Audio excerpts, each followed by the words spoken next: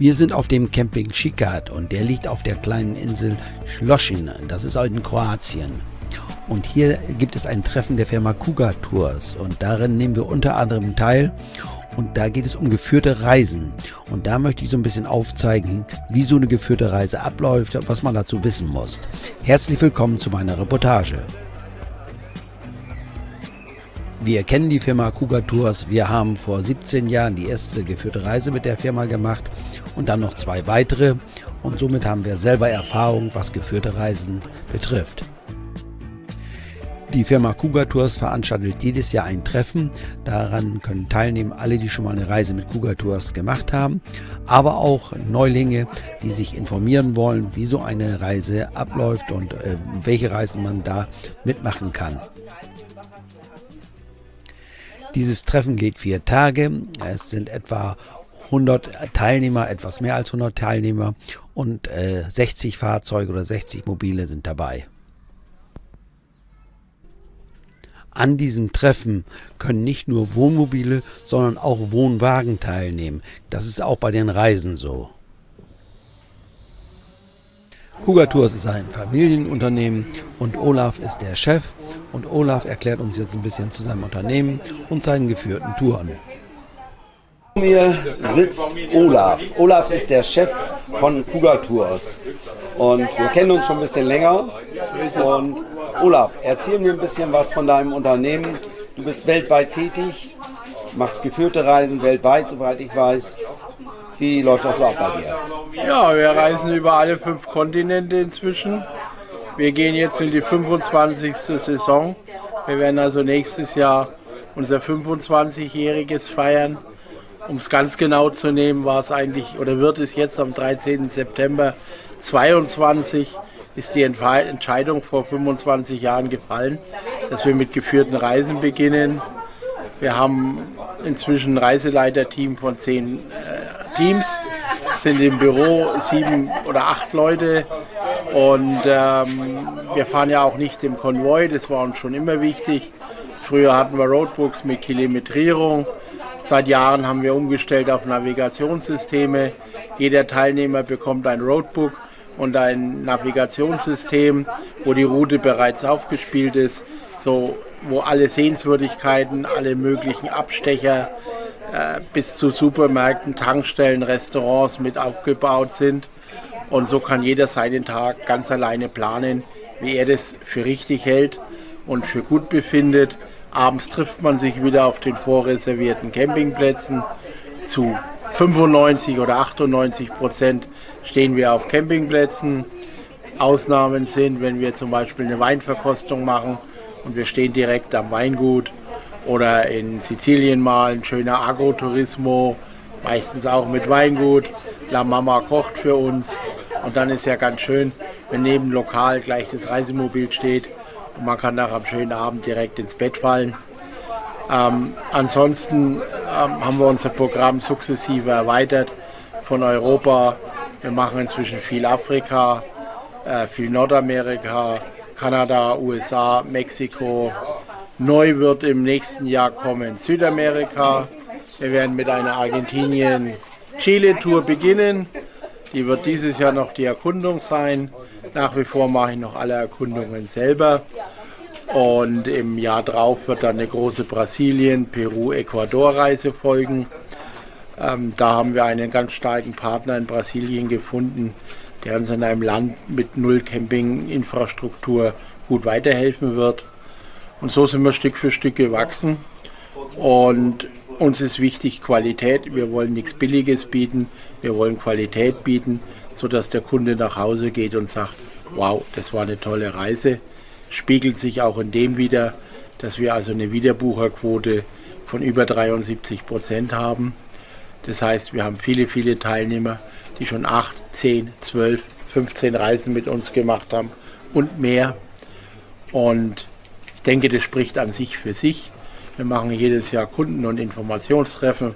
Dazu kann jeder gerne kommen, ist eingeladen, mit uns kennenzulernen, unsere Reiseleiter kennenzulernen und vor allem mit ehemaligen Teilnehmern zu reden, um Erfahrungen von Reisemobilist zu Reisemobilist auszutauschen. Ich denke, das Gröbste ist gesagt über Kuga. Vielen Dank. Danke, Olaf, ja, für deine Ausführung.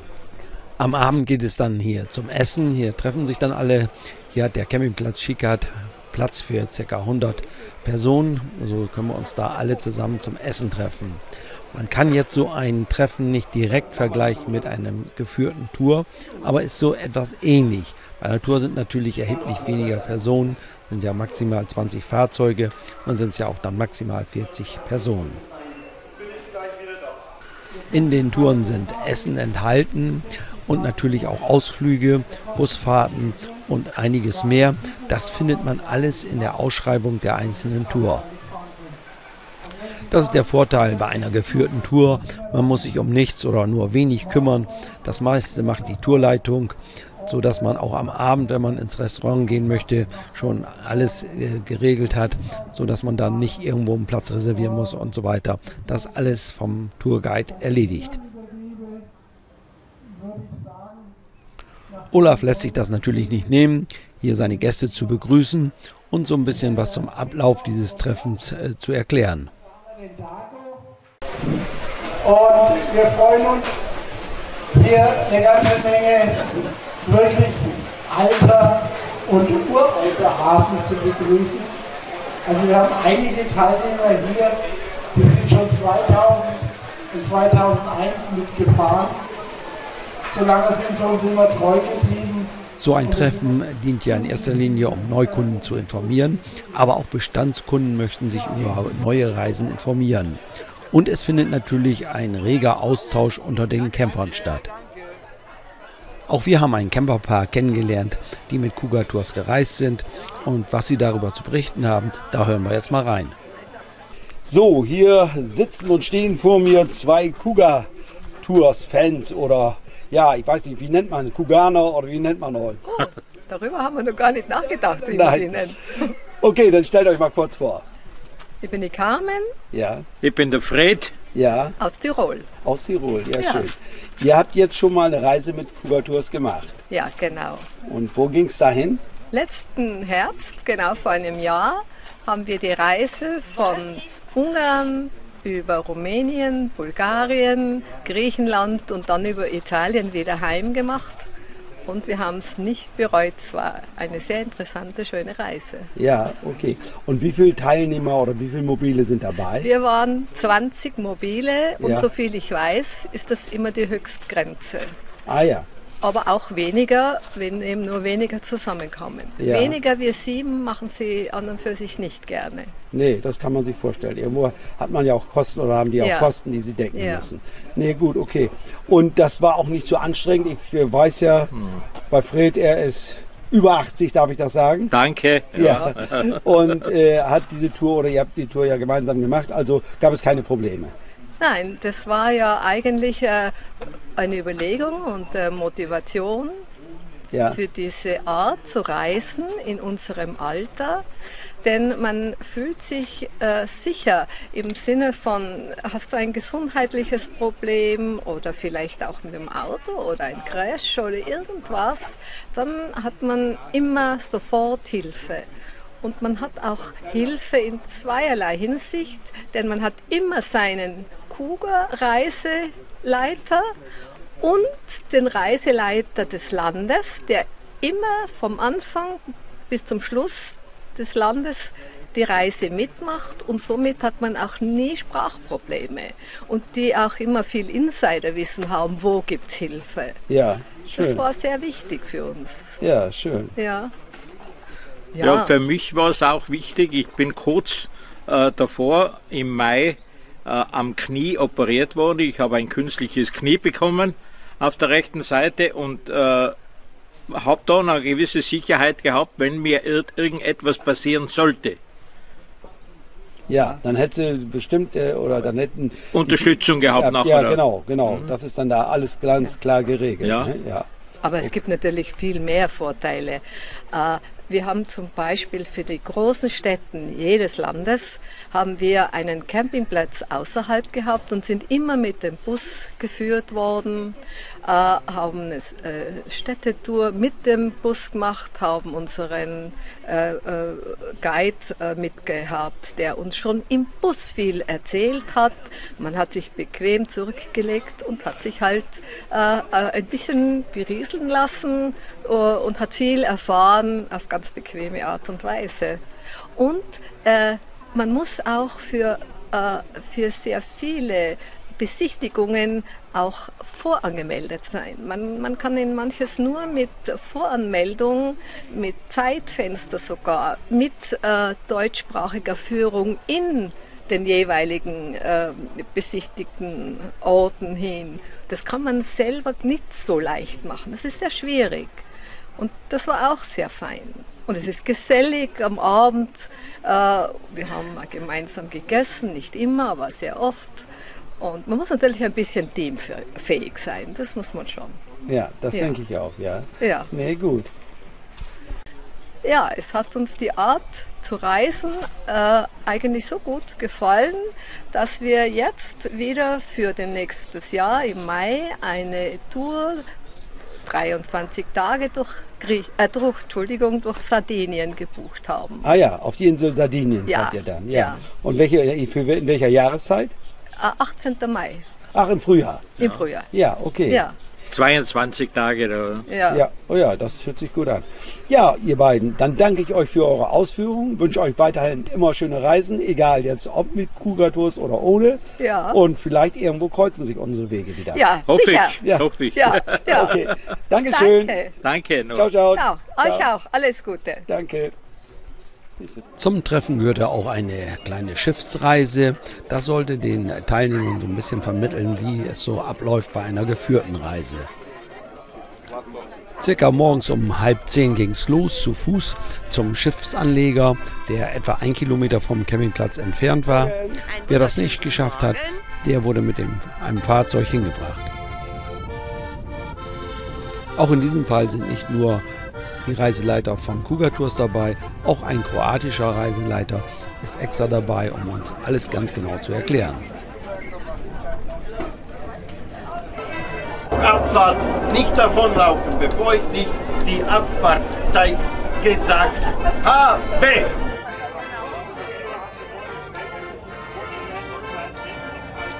Dieser Schiffsausflug wird den ganzen Tag dauern.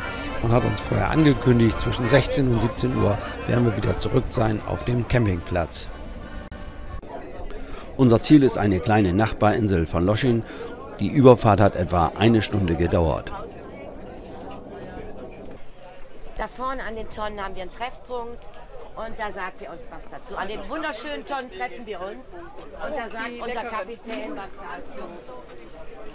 Da vorne an den Tonnen treffen wir uns. Man hat immer ausreichend Zeit und wer Hilfestellung braucht beim Aussteigen aus dem Schiff, der bekommt sie. Alles kann ganz in Ruhe gemacht werden hier. Das sind 3 Inseln, die sich um die Insel Loschin herum befinden und bilden das Archipel dieser Insel, wurden dann bekannt als Kurinseln. Das war zur Zeit Österreich-Ungarns. Auch während so eines Ausfluges hat man immer die Möglichkeit, sich auch alleine was anzuschauen. So haben wir zum Beispiel eine Wanderung gemacht auf eine Anhöhe der kleinen Insel und haben von dort oben aus einen schönen Ausblick genossen. Wer Badesachen dabei hat, der hätte hier auch die Möglichkeit, im Meer schwimmen zu gehen.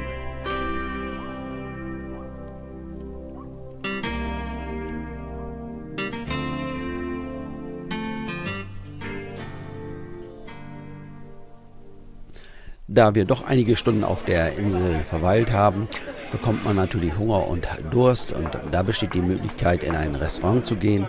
Es gibt hier mehrere Restaurants, es steht jedem frei, welches Restaurant er wählt. Auch dabei hat man dann wieder die Möglichkeit, sich über die Reisen mit den Reisenleitern zu unterhalten bzw. zu informieren. Für alle, die eine geführte Reise nicht kennen, ist so ein Ausflug natürlich hilfreich, denn sie bekommen ein Gefühl dafür, wie sowas abläuft. Und dann kann man für sich entscheiden, das ist was für mich oder ist nichts für mich. Circa 15 Uhr ging es dann mit dem Schiff wieder zurück zu unserem Campingplatz.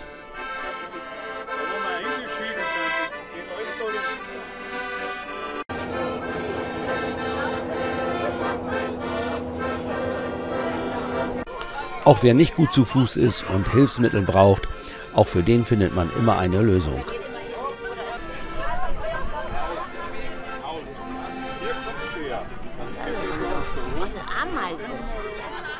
Es sind nicht alle Reiseleiter von Cougar Tours hier dabei, aber einige sind dabei, unter anderem sind dabei Andrea und Matthias. Und Matthias durfte ich einige Fragen stellen. Hier steht der Matthias. Matthias ist ein Reiseleiter bei der Firma Cougar Tours. Hallo Matthias. Hallo Harko, ich grüße dich. Ja, du, jetzt eine Frage. Ja. Wenn man jetzt an einer Reise bei euch teilnehmen möchte, was für Voraussetzungen muss man mitbringen, hätte ich beinahe gesagt. Vielleicht gesundheitlicherseits oder...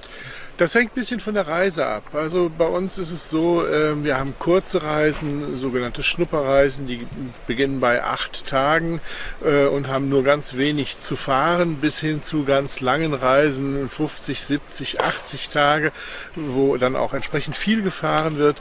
Und das hängt ganz davon ab, was wir für eine Reise durchführen. Das hängt natürlich auch von klimatischen Dingen ab. Wenn der Gast also zum Beispiel mit nach Afrika will, dann sollte er mit der Wärme ein klein wenig gesundheitlich und vom Kreislauf her zurechtkommen. Ja, wenn man bei uns in Europa bleibt, hängt es ein bisschen von den Jahreszeiten ab. Wir sind jetzt hier in Kroatien und wir merken alle, dass hier die Luft gerade in den letzten 2, 3 Tagen sehr drückend, sehr schwül ist.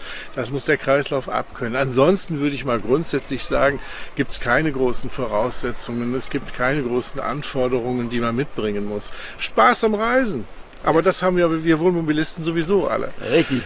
Da sind wir auch gleich beim Thema Wohnmobil. Nehmt ihr auch Wohnwagen mit? Ja, selbstverständlich. Wir nehmen auch Wohnwagen mit, Wohnmobile in jeder Größe. Es gibt schon mal Strecken, wo es, ich habe selber auch ein großes Wohnmobil, ein Phoenix 385 hoch.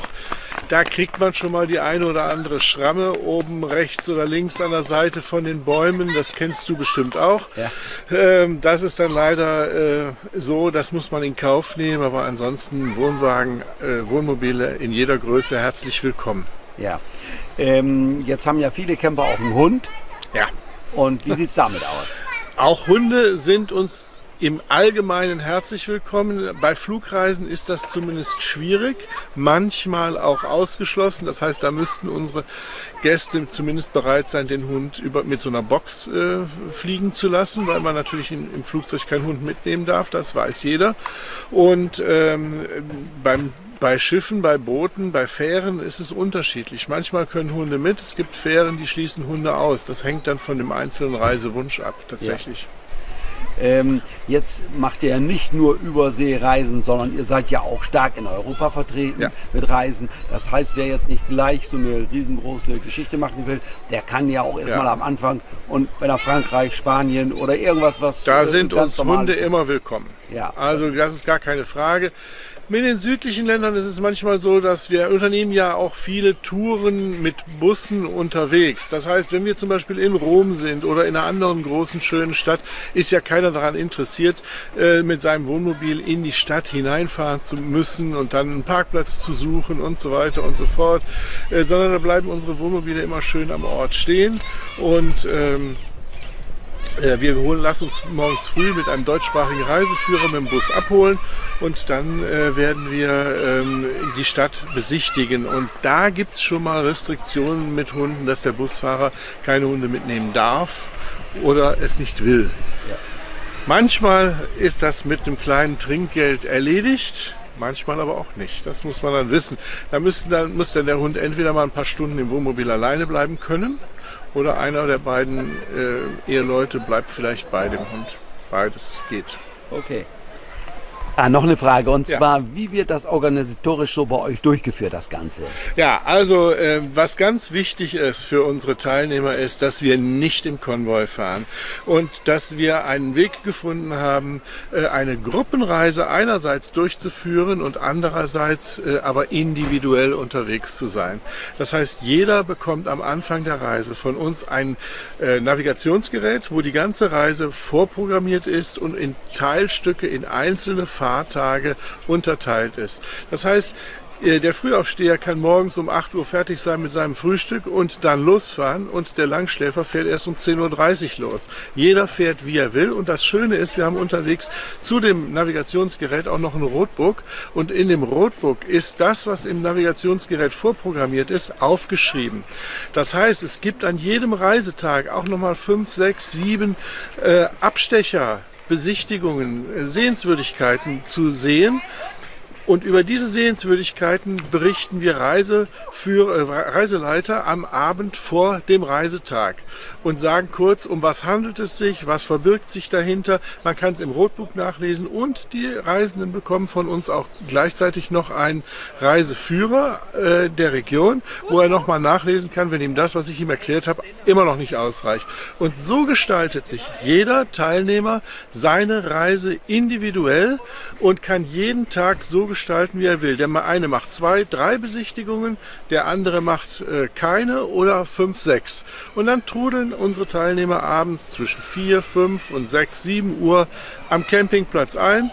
Und jeder hat einen ganz anderen Reisetag erlebt. Wenn die Leute dann abends sich austauschen und berichten, bin ich manchmal selber erstaunt, wie unterschiedlich die Erlebnisse der einzelnen Leute waren. Das ist sehr schön zu sehen.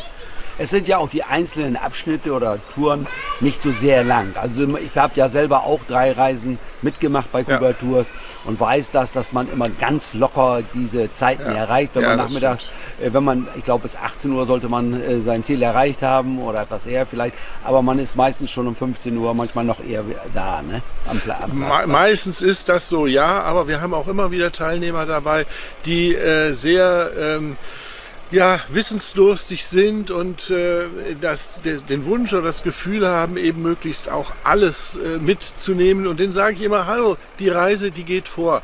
Wenn ich um 18 Uhr mit den anderen schon mal unsere, so nennen wir das, Fahrerbesprechung für den nächsten Tag mache und ihr seid dann noch nicht dabei, weil ihr euch noch irgendwo was Schönes anguckt, dann kommt später, dann mache ich das mit euch individuell später nochmal nach. Das Reisen und das Erlebnis hat immer Vorrang vor solchen Besprechungsterminen, ist doch klar. Wir wollen doch eine schöne Reise erleben. Wir wollen doch auf ein schönes Erlebnis zurückblicken. Und das tun wir insbesondere dann, und da bin ich immer ganz besonders stolz, wenn unsere Reisenden am Ende der Reise sagen, oder an einem Reisetag sagen, wo ihr uns hier wieder hingebracht habt, das hätte ich alleine noch nie gefunden. Und dann sage ich, jawohl, dann haben wir wieder einen guten Job gemacht. Ja. Das kann ich alles so bestätigen. Die Erfahrung habe ich auch gemacht. Sonst hätte ich auch keine geführte Reise mitgemacht. Die hat uns immer gut gefallen. Ja, also wenn man sich jetzt mehr für eine Reise bei Kuga Tours interessiert, haben wir 3 Möglichkeiten, sich der ganzen Sache zu nähern. Den Katalog, den du ja auch schon gezeigt hast, der hat hinten drin für jede einzelne Reise, jeden einzelnen Reisetag eine Kurzbeschreibung. Also so 1 bis 3 Sätze zu jedem einzelnen Reisetag, was wird da geboten. Da kann man also schon mal gucken, wie ist die Reise aufgebaut, wann passiert was erlebe ich denn da. Als zweite Informationsquelle haben wir auf www.kugatours.de, also unsere Homepage, haben wir eine verlinkte Seite, die heißt Geführte Touren. Geführte Touren ist unser Reisetagebuch. Bei der Geführte Tourenreise kann jeder Reiseteilnehmer, jeder Interessent, jede einzelne Reise nachlesen seit 2018. Wir Reiseleiter setzen uns abends hin und beschreiben den Tagesverlauf. Was haben wir gesehen? Von wo nach wo sind wir gefahren? Wie lange waren wir unterwegs? Da sind Bilder drin von der Reisegruppe. Da sind Bilder drin, wo wir essen gehen. Da sind Bilder drin von Missgeschicken, die uns vielleicht passiert sind. Das ist auch manchmal lustig. Auf jeden Fall darf da jeder reinschauen. Und das ist unser Reisetagebuch. Da kriegt man wirklich einen Live-Eindruck, wie ist die Reise denn gewesen.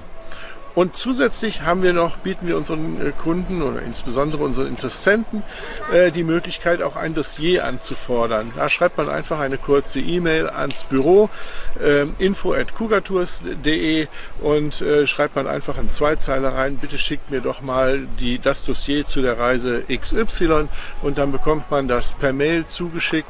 Das ist ein Text, eine Kurzinformation über eine Reise mit vielen Links, die dann tiefer in die Reise reingehen und in die Reise sich rein verlinken, sodass man dann wirklich ein Rundumpaket hat zu der gesamten Reise: das Reisetagebuch, die Information im Katalog und das Dossier.